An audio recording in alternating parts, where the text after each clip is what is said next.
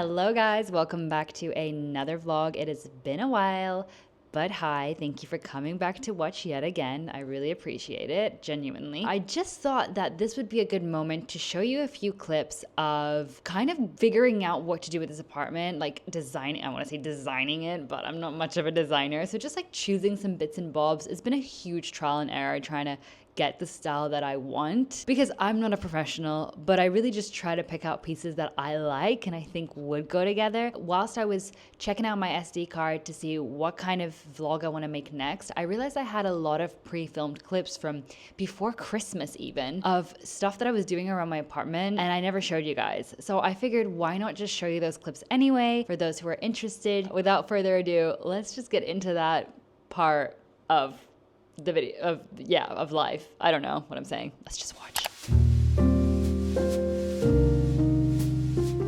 Okay, so at this point, we can't even leave our house because all of the packages are, most are empty to be honest. This one is from a neighbor, and then these are all empty. Some need to be returned, and this is just new ones here. Yeah, it's a little crazy. I need to build some more chairs. I ordered 2 more of these bar stools. I first only bought 2 just because I wasn't sure if I was gonna like them, and now that I've seen them, I really, really like them. So I'm gonna get rid of the other 2, which actually came with the apartment. They're just the worst chairs. They're way too high, and there's no back to them. You can't really sit and eat here. So yeah, I bought 2 more. We have a rug that's arrived for over here, and we've got this massive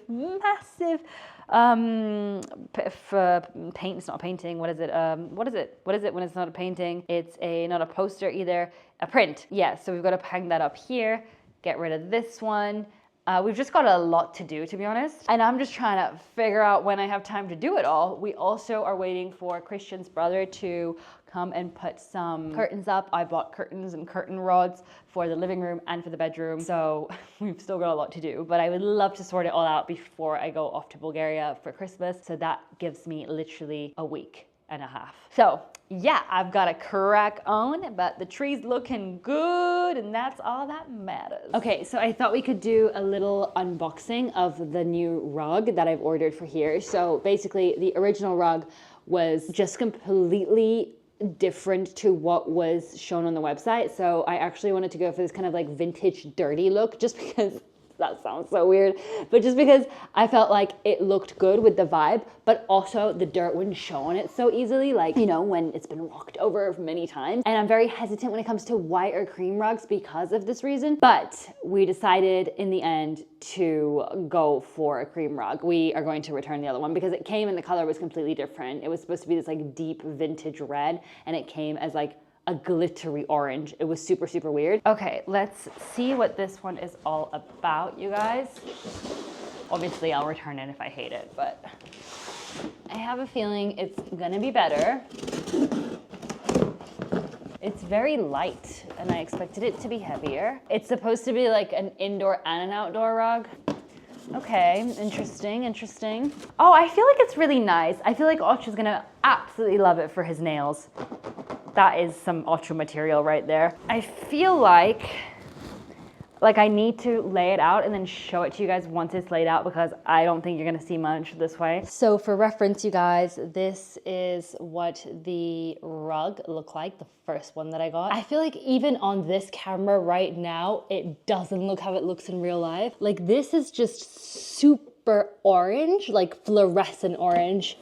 I don't know if that's coming across on this camera. To me, this looks nothing like the photo online. Obviously, I haven't unraveled the whole thing because I'm about to send it back. But yeah, this is the replacement one we obviously got after, which is smaller, but I do feel like it fits better, to be honest. I was getting a little adventurous here, but now looking at the sofa and the rug, I do feel like this would have just made the space a bit too dark. I mean, I don't know. Maybe if it was like the right red, I would love it, but it just wasn't it, you know? This one's really good because it has this material that's kind of scratchy, as you can see, mixed with soft, and Ocho loves this part. So he's like fucking it up, but it's also not getting fucked up because it's very durable, and yeah, it's very good if you have cats. Go for this kind of material because even if they dig their claws in it, it doesn't ruin the carpet at all whatsoever. So this is actually by an artist called Chris Bellini. Christian told me about him. I actually didn't know about him. His prints are insane. I will leave everything that I probably talk about in this video in the description down below. So all the links and everything, if you are interested in anything at all that I'm showing you, then you can easily just check it out and get yourself something if you want. I also got some prints, like smaller ones for the bathroom and for the bedroom from a place called Decenio. They have also a lot of prints. You envision that? It's huge.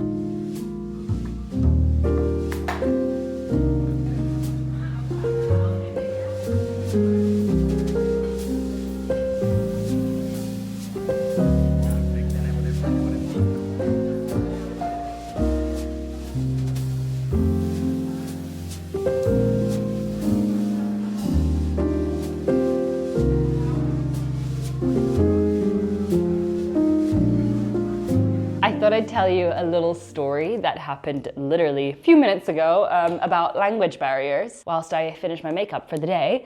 So basically, I have been looking to get myself a cake for my birthday that's coming up, my 30th birthday. It's coming up on the 16th of February, and a bunch of my girlfriends are flying into Berlin to celebrate with me. We're going to rent like a little chalet for the weekend, and it's gonna be super nice. Long story short, I want a cake, right? And I really would like to have one of those vintage heart-shaped cakes. I just think they're absolutely stunning. And I found a girl on Instagram who makes those, right? So I'm communicating with her now via Instagram, and I asked her at the beginning, like, is it okay if the cake is vegan? She doesn't reply to this part, which I found kind of strange, but I was like, okay, must be fine then. I mean, I ask always, but also in Berlin, bakeries in Berlin generally, like they tend to always have vegan options just because it's so common to have vegans in Berlin, you know? She brushes over this, doesn't really reply to me, so I'm kind of like, okay, let's get the other things settled. We determine the price, everything seems fine, and then I'm like, okay, I need to ask again if it's vegan, because obviously if it's not, I can't have it. So I ask her again, like, oh, and is it vegan? Which flavors can you do? Can you make it vegan? And she replies saying, unfortunately not, no, I can't make it vegan. I reply saying, oh no, unhappy face, you know, like that's such a shame. I can't order it then, unfortunately, but thank you anyway. Leave it at that. Thought we're good. That's a shame, but let's move on. Then she replies to me, and this is the strangest reply I've ever gotten, especially from like a company, if you will, like a service. She's like, shame, question mark. What did she say? I have to read it to you like word for word, because I was so shook when I read this. She says,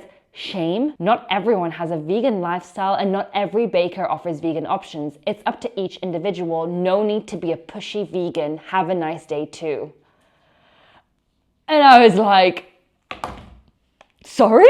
Did I just, like, that was kind of rude, right? I don't know if it was just me. And I'm like sitting there extremely confused by this response, because why so aggressive? Like, what did I say wrong? And then I started thinking, what does shame mean in German? Because I don't think it's the same meaning as it is in English. Like in English, when you say that's such a shame, oh no, shame, it's like, you mean, oh no, that's so sad, or like, oh, that's so unfortunate. It's like, it doesn't have like a bad meaning. Whereas in German, and I was like, this must be a language barrier. Like it has to be a language barrier, because she can't be so triggered from me saying like, oh, that's such a shame. So I asked my German friend, like, girl, what's with this response? Like, what does this mean in German? And I was like, this must have a different meaning. And she's like, and she laughs because she actually found this quite funny. She's like, yeah, in German it means like, you should be ashamed. So basically she thought I said to her like, you should be ashamed of yourself that you don't have any vegan options. And I actually burst out laughing because I was like, that's so awkward. That's absolutely not what I meant. So I messaged her back being like, girl, no, I'm sorry. That's not what I meant. I think this communication here didn't work out. Yeah, I just like apologize. Well, I mean, yeah, I apologize, but I was like, you know, it's a language barrier, which I felt like could happen. That's why at the beginning to her, I said, oh, we can also communicate in German. Like, that's fine. I can just use a translator, because I feel like language barriers can happen in English and German. And anyway, I just thought that was kind of funny, but just like the realism behind actual language barriers and what can happen. And yeah,